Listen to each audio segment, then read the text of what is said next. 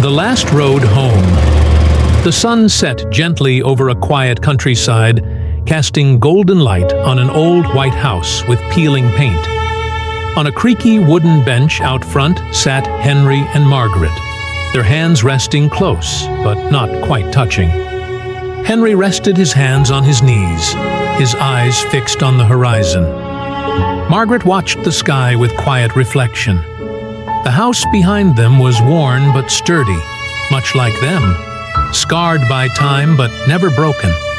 Their life had been hard. A baby lost to winter fever, leaving Henry to carve a tiny casket with trembling hands. Margaret had sewn a blanket from scraps and rocked an empty cradle through the night. Years passed, and though grief lingered, they stayed together.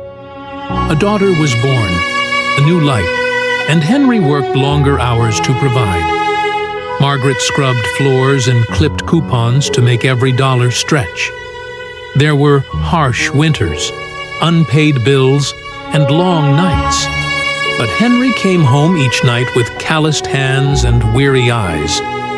Margaret always had the lamp lit and food warm, no matter how little they had.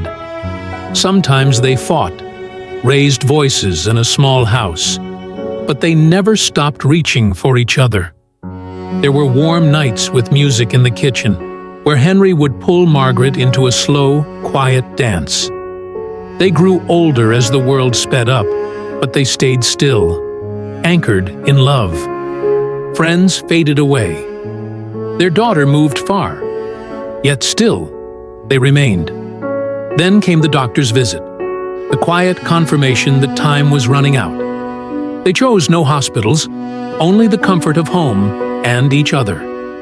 That evening, under an orange sky, Henry helped Margaret to her feet. Arm in arm, they moved slowly into the house they had weathered together. In their bedroom, they lay down side by side in their old bed.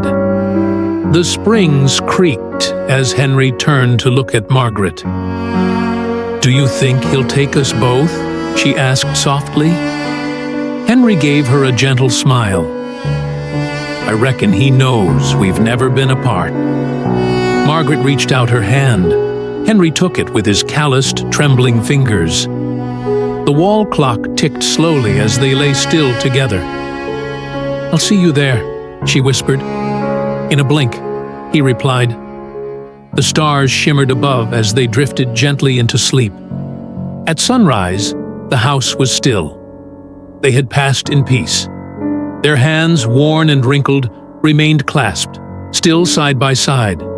They had survived poverty, loss, and time, not by strength alone, but by holding on to each other.